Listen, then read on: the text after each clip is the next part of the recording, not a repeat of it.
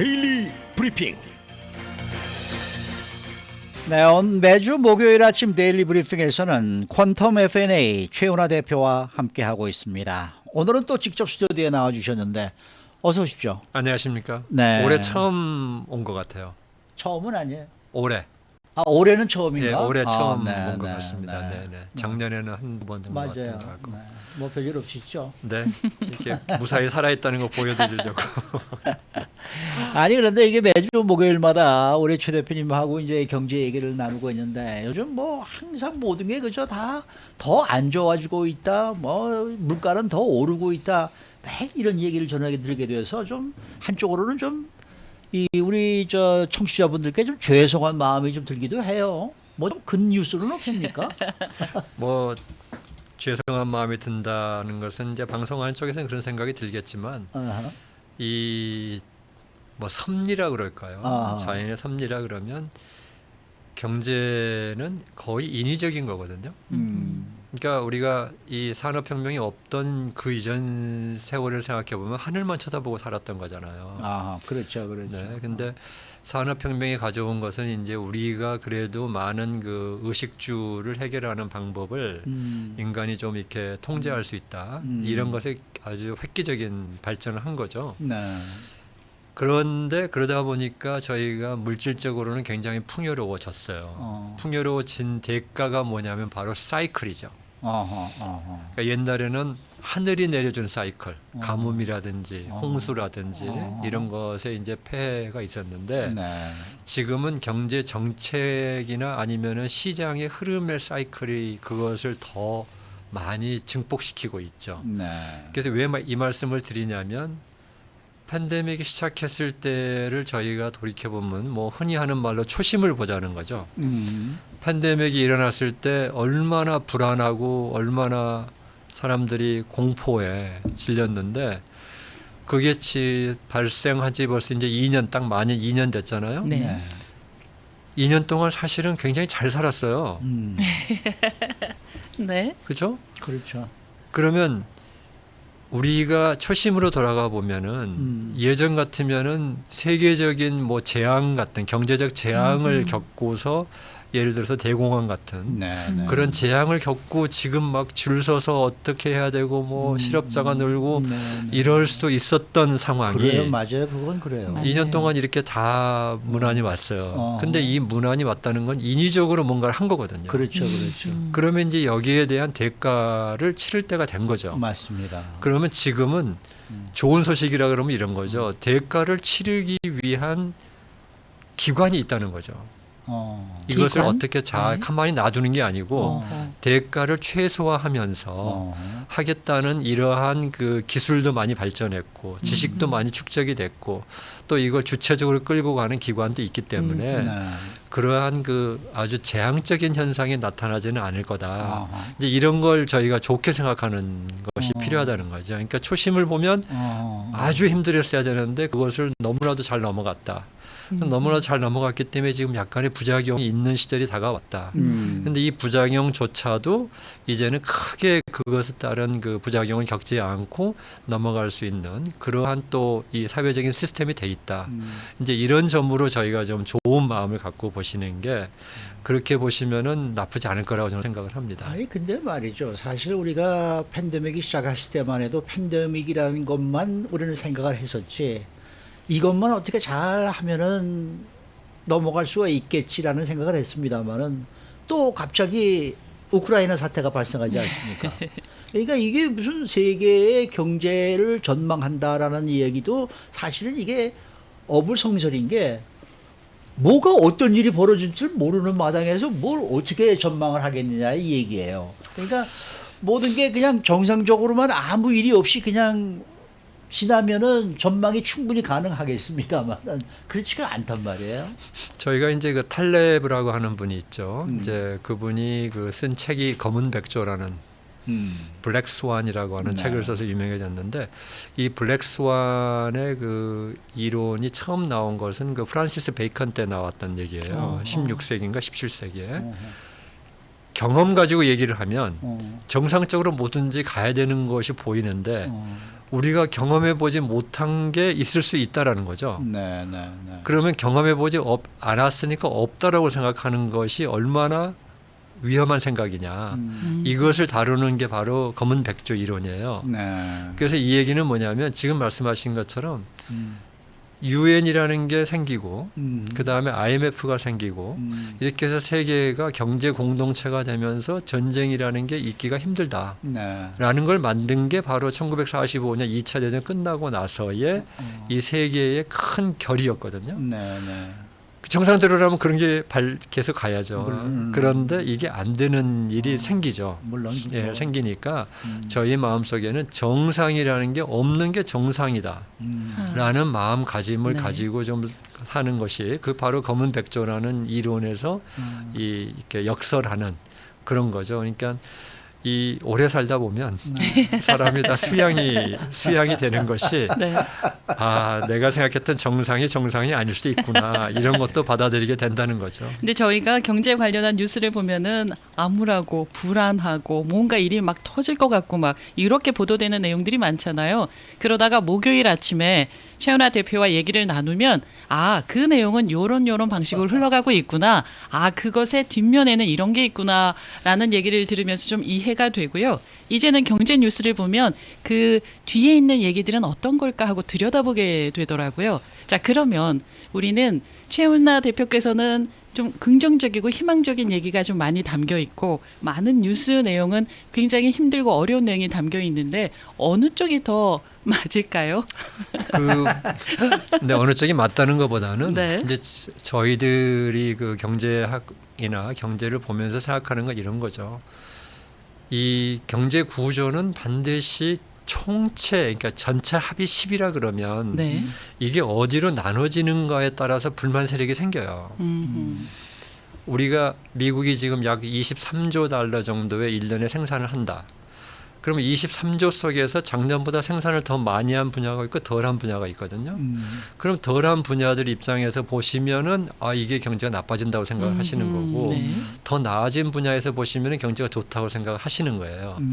근데 여기에 한 가지 추가되는 게 뭐냐면 내 것은 항상 좋아야 된다라고 하는 또 그런 인간의 심리가 작용을 합니다. 네, 당연히요. 네, 그렇기 네. 때문에 좋아져도 좋다는 사람은 없고요. 예. 네. 왜냐하면 좋아지신 분들은 더 좋아지신 분들만 봐요. 그리고 맞습니다. 안 되신 분들은 안 됐으니까 화가 나는 거고. 그렇죠. 그래서 이제 이 경제 심리라고 하는 것이 이 욕망과 현실 사이에서의 어느 선에서 내가 조화를 이룰 거냐 이런 부분을 봐야 되는 거고 제가 이제 이 시간을 통해서건 뭐 가끔씩 칼럼을 통해서 다른데 칼럼을 통해서 말씀을 드리고 싶은 분야는 내 자신을 들여다볼 필요가 있다는 거죠. 네, 네. 내 자신의 삶이 오늘 뭐 종교적으로 얘기하시는 분들 같으면 오늘 하루의 행복을 줬다. 이런 마음이라고 하는 게 제가 보기 나름이라는 거죠. 그런데 어쨌든 지금 우리 출근하셔서 일을 하고 계시고 어쨌든 오늘 건강하게 몸 움직이고 네. 어쨌든 우리가 밥을 먹고 이렇게 사시는데 왜 나는 저런 명품 백을 못 갖느냐 이런 생각을 하는 것은 개인의 선택일 부분이거든요. 네. 근데 이런 부분을 대입시켜 가지고 경제가 안 좋다라고 가시는 것은 우리가 조금씩 좀 고쳐 나갈 맞아요. 필요가 있다는 말씀을 좀 드리고 싶은 거죠. 네네.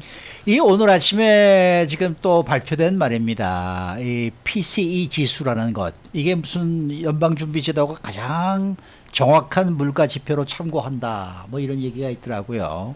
그러니까 개인 소비 지출을 말하는 이 PCE 지수가 1년 만에 6.4%가 또 올랐다 그래요. 그러면서 이게 40년 만에 최대 폭이다. 이렇게 지금 보도가 나오고 있거든요. 인플레이션은 지금 어떻게 보면은 지금 계속해서 매달 조금씩 더 올라가고 있는 그런 상황인데 이게 그렇게 돼 왔었는데 네. 오늘 아침에 발표된 PCE 그 물가 지수를 보시면은 네. 근원 물가 지수, 그러니까 에너지하고 식품을 제외한 근원 물가 지수는 월별 기준으로 0.35가 올랐어요. 그러면은 그 전달에 비해서 상당히 좀 줄어든 편이거든요. 그리고 연준에서 볼 때는 아 이제는 그 공급망이 많이 안정이 되면서 물가가 좀 줄고 있다. 라는 걸 보고 있는데 한 가지 단서는 뭐냐면 2월 지표이기 때문에 이게 이제 3월 당시에 그 우크라이나 전쟁으로 인한 어. 이 에너지하고 곡물 가격 이런 어. 부분이 아직 반영이 안 된 숫자여서 이제 네. 저희들이 정확한 얘기를 못 하는데 어쨌든 우크라이나 전쟁 이전에는 이 물가 지수가 상당히 좀 이제 안정돼 가는 그런 분위기를 보이고 있었고 우크라이나 전쟁이 얼마만큼 그것을 또 바꿀 거냐 여기에 대해서는 조금 더 이제 자료를 기다려 봐야 되겠지만 이 전쟁에 따른 그러한 에너지 식품 가격의 변화는 좀 많을 거라 예상을 하지만은 근원 물가 지수 저희가 그 식품과 에너지를 제외한 부분은 이제는 서서히 첫째는 물가가 올라가기 때문에 소비가 줄고 있고 오늘 아침에 발표된 거 보더라도 내구재 부분은 2.5%가 줄었어요. 네. 그러니까 사람들이 이제는 비필수품 또는 조금 더 참고 살 수 있는 물건은 이제 안 사시는 거죠.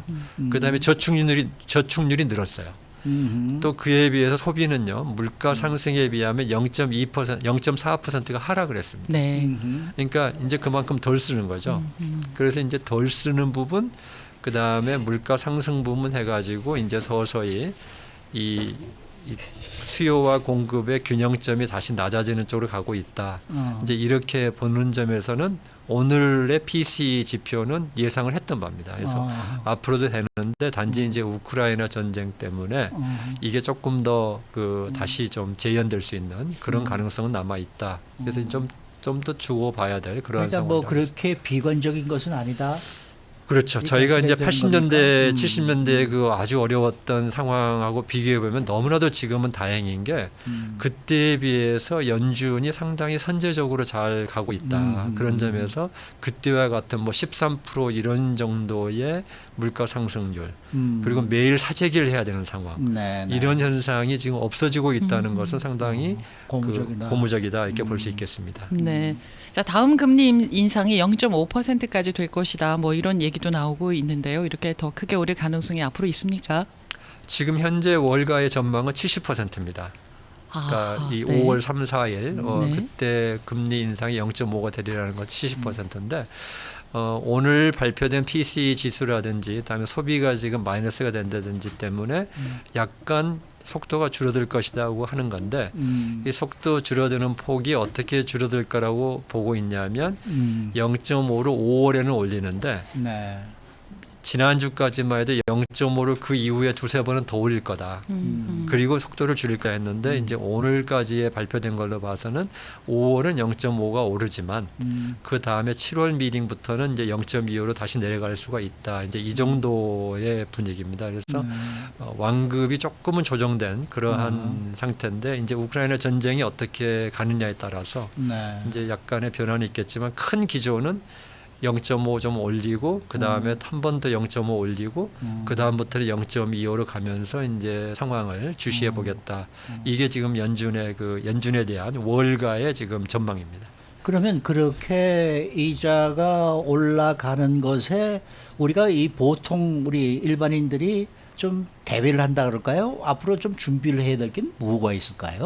대비라기보다는요. 네. 결국은 이자가 올라가고 물가가 올라가기 때문에 이자를 올리는 건데 이게 무슨 시그널이고 나에게 어떤 영향을 미치냐면 저희가 원든 원치 않든 결국은 소비가 줄죠. 소비가 줄어든다. 네, 소비가 준다는 것은 이렇게 주는 겁니다. 물가가 올라가는데 저희가 반드시 써야 되는 소비가 있어요. 그 집에 렌트를 낸다든가 그렇죠. 이런 것은 뭐 살아야 되니까. 그 다음에 먹고는 살아야 되니까 식료품 식료품관 해야 되고 그 다음에 가솔린 가격은 네. 출퇴근을 해야 되니까 네, 하는 네. 거잖아요. 근데 이제 가솔린 값이 아까워서 주말마다 놀러 가는 것을 2주에 한 번 놀러 간다든가 이렇게 자연스럽게 조정이 될 거예요. 네. 그래서 대비라기보다는 내가 이 물가 상승에 따른 이 내 실질 소득이 감소하는 것만큼 내 생활을 조정해 가면 되는 거고 이렇게 말을 안 해도 조정을 하실 거예요. 네, 대부분. 네. 그러면 그러다 보면 이제 연준에서 볼 때 이제 물가가 안정이 됐다. 그럼 그때부터 또 다시 좀 그 경기를 활성화하기 위해서 금리를 낮춘다든가 이런 방향을 가게 되니까 이 시대에 따라서 내 현실에 맞춰서 사시는 거면 되는데 굳이 대비해야 된다면 이런 거죠. 물가가 오르고 아무리 해도 나는 내가 꼭 매일 해야 되는 걸 해. 이런 분들이 있을 수 있어요. 네. 근데 이런 부분들이 조금 빨리 올수록 좀 이렇게 생활하시는데 적응이 빨리 될 거다. 이제 이렇게 말씀을 드릴 수 있겠습니다. 네. 지금 댓글에 백괴돼서 감사합니다. 참 자상하세요라고 하셨어요. 고맙습니다.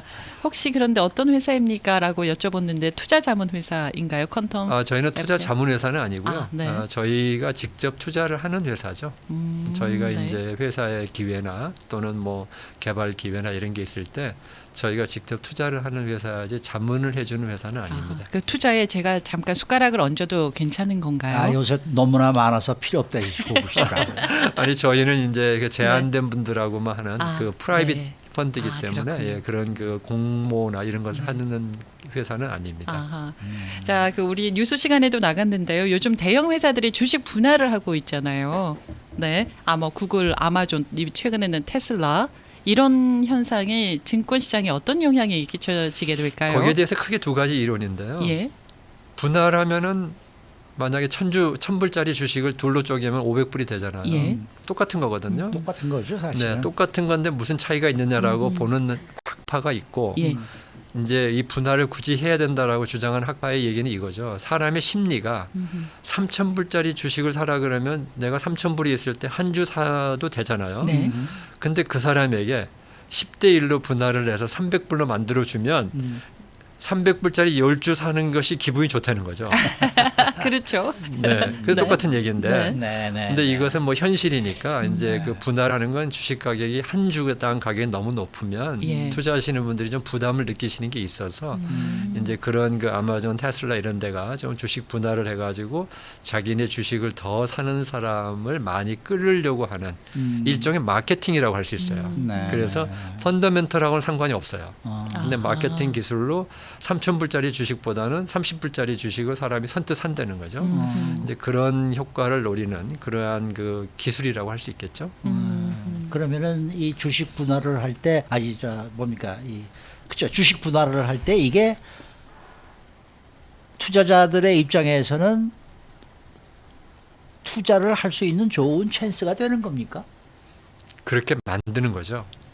만드는 건데 3,000불짜리 주식을 살 수 있는 마음을 가지신 분이면 분할을 해서 300불이어도 10주를 사시면 되는 거고 3,000불짜리 주식이 너무 비싸다고 생각하시는 분은 분할해서 300불이어도 안 사셔야 되는데 3,000불짜리를 분할해서 300불을 해드리면 현혹되는 분들이 있어요. 아. 이게 그죠. 네. 싸졌다. 근데 어. 싸진 게 아니거든요. 네, 네. 그래서 이제 이런 부분은 좀 조심하셔야 되는데 이게 뭐 통하는데 어떡할 겁니까? 현실이 통하는데. 그래서 뭐 그런 노력들을 하는 거죠. 알겠습니다. 오늘 말씀 잘 들었습니다. 감사합니다. 네, 지금까지 퀀텀 F&A 최영훈 대표와 함께했습니다.